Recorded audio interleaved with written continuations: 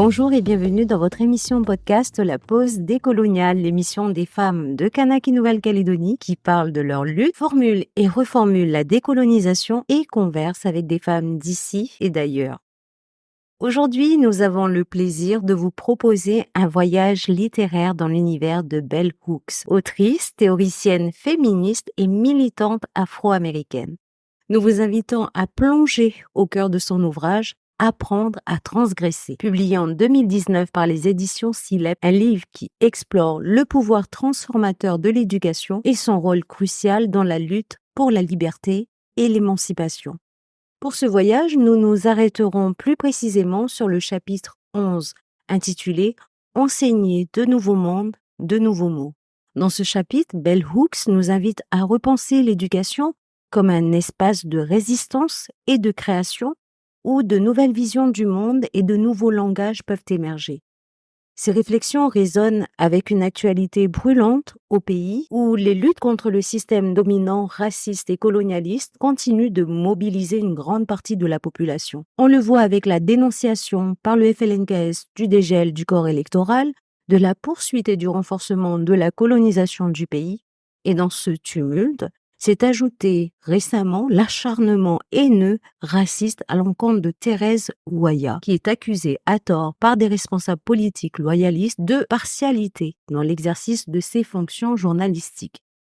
Comment l'œuvre de Bell Hooks peut-elle nous éclairer sur ces luttes ? Comment l'éducation peut-elle contribuer à la construction d'une société plus juste et plus inclusive ? C'est sur ces questions que nous nous pencherons aujourd'hui en compagnie de Bell Hooks et de ses mots puissants. Avant de plonger dans l'univers de Bell Hooks, j'aimerais rapidement vous présenter l'autrice. Née Gloria Watkins en 1952, Bell Hooks est une figure incontournable du féminisme afro-américain. Son travail explore les intersections de la race, du genre, de la classe et de l'éducation, souvent à travers une perspective autobiographique. Son œuvre, Apprendre à transgresser, s'inscrit dans cette lignée en s'attaquant à la question cruciale du rôle de l'éducation dans la construction de sociétés justes et émancipatrices. Installez-vous confortablement, fermez les yeux et laissez-vous transporter par les mots de Bell Hooks. Préparez-vous à être interpellé, à être questionné et inspiré par sa vision radicale de l'éducation comme outil de transformation sociale. Un extrait lu par Anaïs Douang-Pédika. Bonne écoute, bonne pause décoloniale.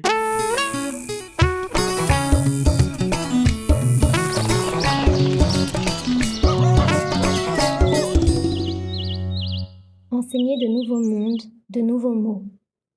Comme le désir, le langage trouble et refuse d'être contenu dans des frontières. Il parle contre notre volonté, en mots et en pensées qui s'immiscent et même violent les endroits les plus privés de notre corps et notre esprit. Ce fut lors de ma première année d'université que je lus le poème d'Adrienne Rich, « Brûler du papier plutôt que des enfants ».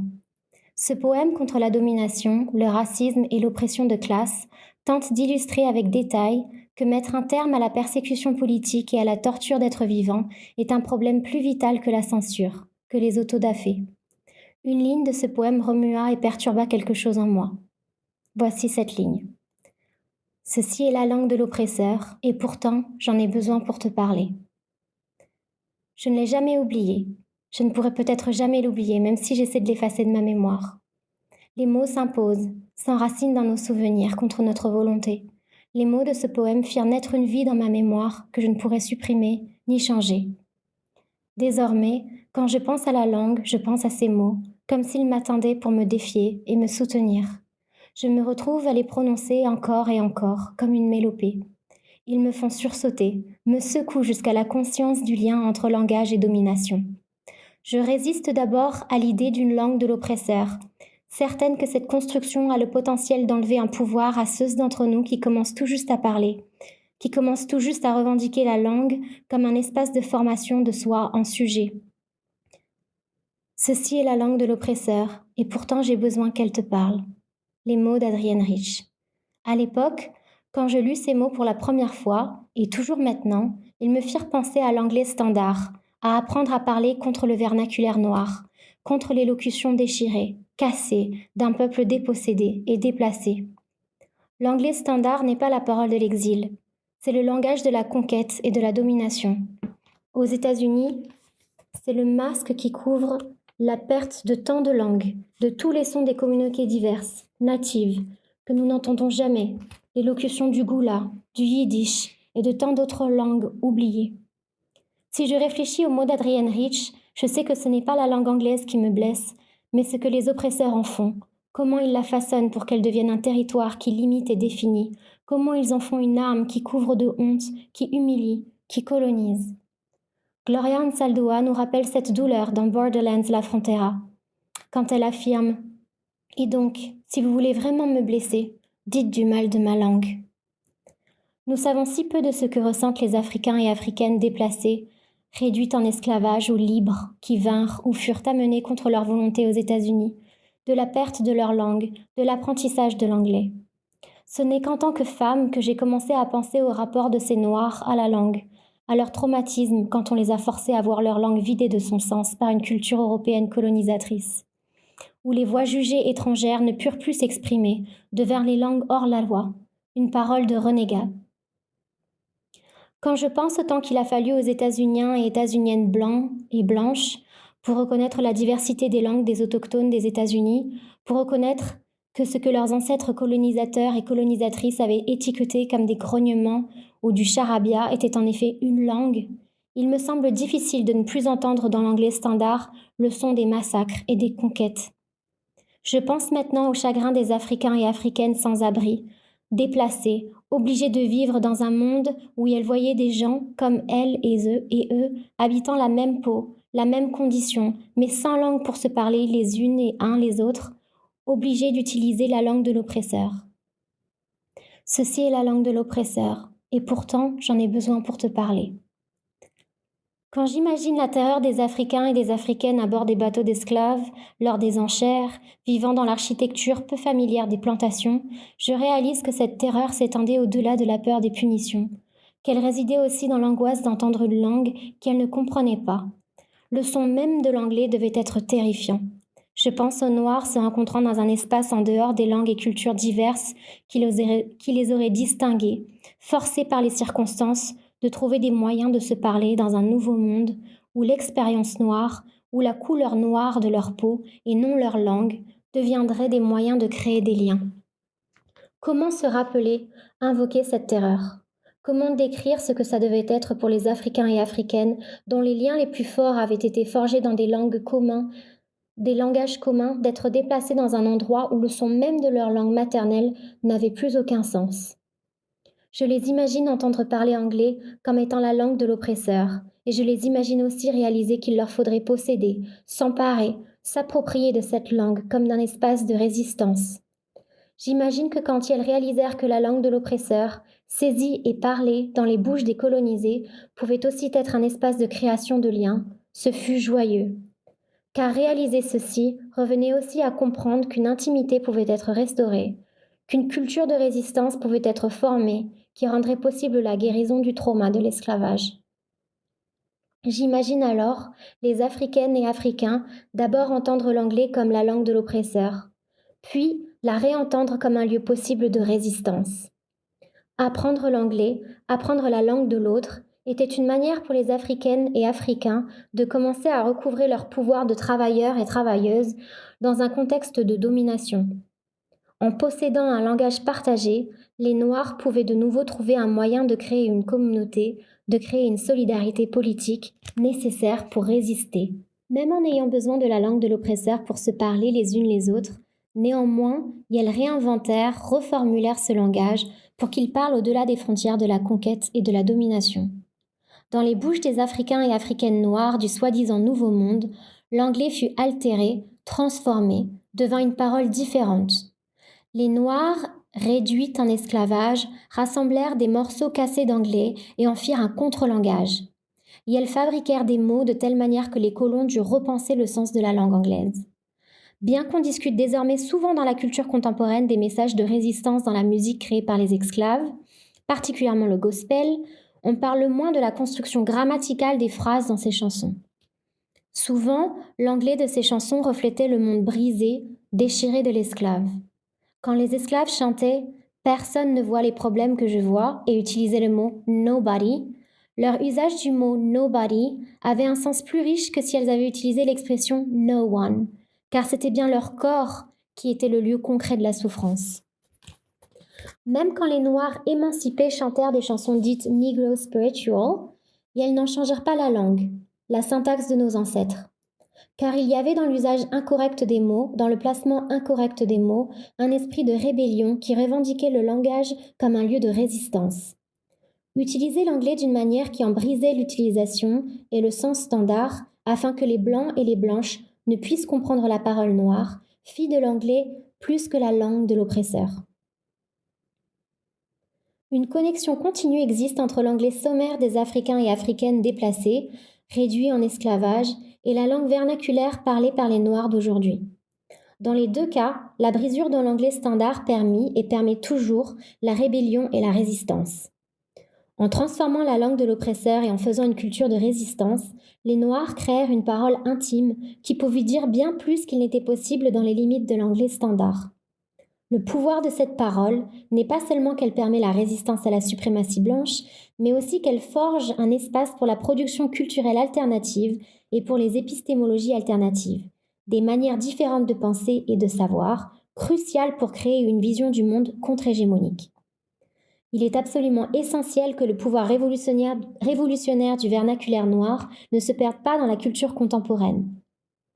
Ce pouvoir réside dans la capacité de ce vernaculaire à intervenir sur les frontières et les limitations de l'anglais standard. Dans la culture noire populaire contemporaine, le rap est devenu l'un des lieux d'utilisation du vernaculaire noir d'une manière invitant la culture de masse dominante à écouter, à entendre et, dans une certaine mesure, à se transformer. Cependant, un des risques de cette tentative de traduction culturelle est la banalisation de la parole vernaculaire noire. Quand des jeunes blancs et blanches imitent cette langue d'une façon qui suggère que c'est la parole de ceux qui sont stupides ou qui veulent seulement divertir ou faire rire, alors le pouvoir subversif de cette parole est ébranlé. Dans les milieux universitaires, que ce soit dans l'enseignement ou dans les productions écrites, peu d'efforts ont été faits pour utiliser le vernaculaire noir, ou d'ailleurs une autre langue que l'anglais standard. Quand je demandais à un groupe ethniquement hétéroclite à qui je donnais un cours sur les autrices noires pourquoi nous n'entendions que de l'anglais standard en cours, et elles restèrent un moment sans voix. Bien que pour beaucoup d'entre elles et eux, l'anglais standard fût une deuxième ou troisième langue, il ne leur avait jamais traversé l'esprit qu'il était possible de dire quelque chose dans une autre langue, d'une autre manière. Ce n'est pas surprenant, ainsi, que nous continuions à penser « Ceci est la langue de l'oppresseur, et pourtant, j'ai besoin qu'elle te parle ». J'ai réalisé que j'étais en danger de perdre ma relation avec la parole noire vernaculaire parce que je ne l'utilise pas non plus dans les contextes majoritairement blancs dans lesquels je me trouve en général, qu'ils soient professionnels ou sociaux. Et j'ai donc entrepris d'intégrer dans une variété de situations le vernaculaire noir du Sud que j'entendais et parlais en grandissant. Le plus dur fut d'intégrer le vernaculaire noir à l'écrit, particulièrement dans les publications universitaires. Quand j'ai commencé à incorporer le vernaculaire noir dans les essais critiques, les éditeurs et éditrices me renvoyaient mon travail en anglais standard. Utiliser du vernaculaire implique parfois de le traduire en anglais standard si on veut être inclusif. En cours, j'encourage mes étudiants et étudiantes à utiliser leur première langue et à la traduire pour ne pas qu'ils aient l'impression que recevoir une éducation supérieure va nécessairement les aliéner de la langue et de la culture qu'ils connaissent le plus intimement. Sans surprise, quand les étudiantes et étudiants de mon cours sur les autrices noires commencèrent à utiliser des langues et des élocutions diverses, les étudiantes et étudiants blancs et blanches s'en plaignirent. Ce fut particulièrement le cas avec le vernaculaire noir. C'était notamment perturbant pour les étudiants et étudiantes blancs et blanches parce qu'elles pouvaient entendre les mots mais ne pouvaient en comprendre le sens. Sur le plan pédagogique, je les encourageais à voir le moment où elles ne comprenaient pas ce qui était dit comme un moment où elles pouvaient apprendre. Un tel espace créait non seulement une occasion d'apprendre sans maîtrise, sans détenir ou posséder la parole par l'interprétation, mais aussi l'expérience d'entendre des mots qui n'appartiennent pas à l'anglais. Ces leçons semblent particulièrement cruciales dans une société pluriculturelle marquée par la suprématie blanche et qui utilise l'anglais standard comme une arme pour faire taire et censurer. June Jordan nous le rappelle dans On Call. June Jordan dit Je parle de la majorité des problèmes de langue dans un État démocratique, des problèmes d'une monnaie d'échange qu'on a volée, cachée et homogénéisée dans un langage officiel anglais qui ne peut exprimer que des non-événements n'impliquant personne ou des mensonges. Si nous vivions en démocratie, notre langue devrait se ruer, voler, jurer, chanter dans tous les noms communs américains, toutes les voix participantes indéniables et représentatives de toutes et tous ici. Nous ne tolérerions pas la langue des puissants et puissantes, et ensuite perdrions tout respect pour les mots en eux-mêmes. Nous pousserions notre langue à se conformer à la vérité de nos multiples soirs, et nous la pousserions à nous conduire à l'égalité de pouvoir qu'un État démocratique doit représenter. Fin de citation.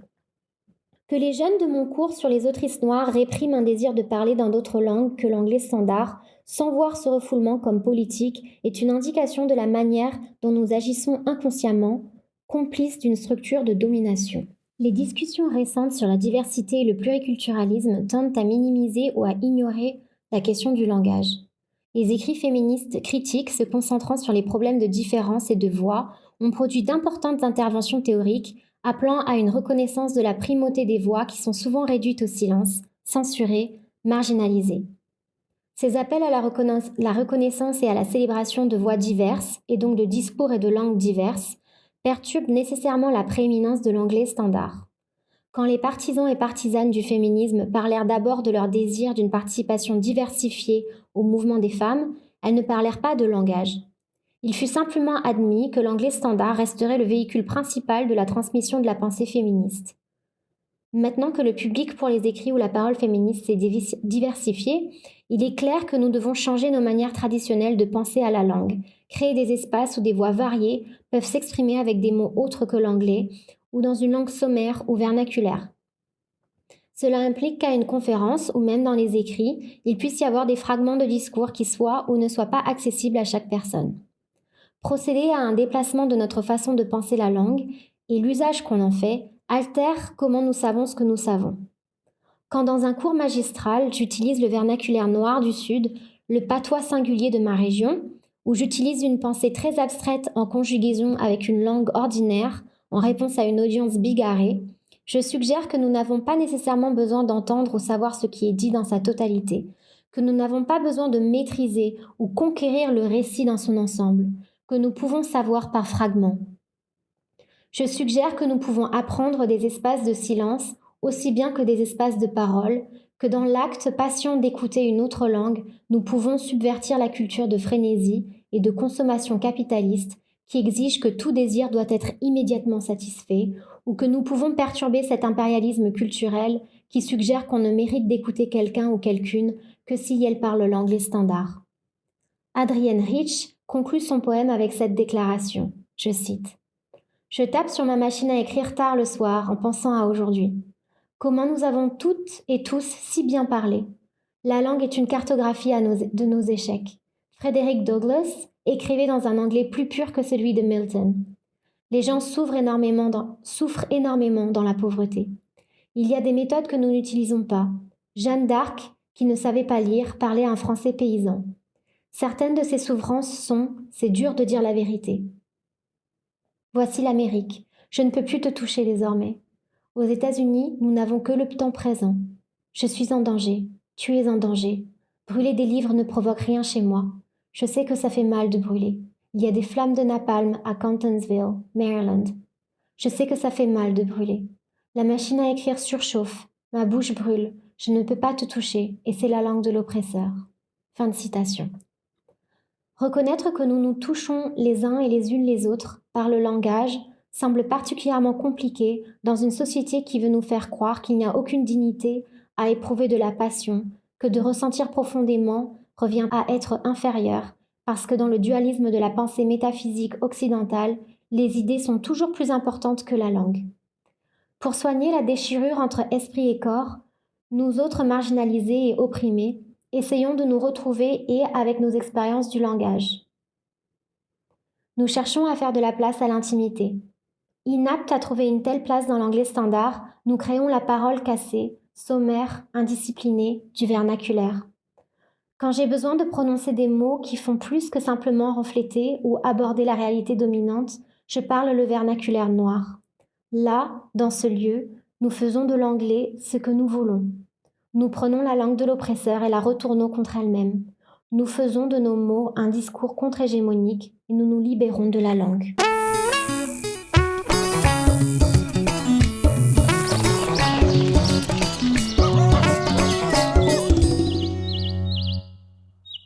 C'était la lecture du chapitre 11 intitulé « Enseigner de nouveaux mondes, de nouveaux mots » de l'œuvre de Bell Hooks « Apprendre à transgresser ». Dans ce chapitre, Bell Hooks nous invite à repenser l'éducation comme un espace de résistance et de création où de nouvelles visions du monde et de nouveaux langages peuvent émerger. Quel extrait percutant! Les paroles de Bell Hooks nous invitent à repenser l'éducation de manière radicale, à la transformer en un outil de libération et de transformation sociale. En Kanaki, Nouvelle-Calédonie, où l'histoire coloniale a laissé des traces profondes, les réflexions de Bell Hooks prennent une résonance particulière puisque l'éducation est au cœur des enjeux de décolonisation, de lutte contre les inégalités et de construction d'une identité kanak affirmée. Merci de votre attention pour ce moment de lecture. Nous espérons qu'il vous aura donné matière à réflexion et qu'il vous aura encouragé à explorer l'univers puissant et inspirant de Bell Hooks. Merci à Radio Jido pour sa confiance. Merci à vous d'avoir été à l'écoute. Vous pouvez retrouver cet épisode sur notre page Facebook et notre chaîne YouTube. On se retrouve dans 15 jours, jeudi à 13h30 sur le canal K pour une nouvelle pause décoloniale. À bientôt.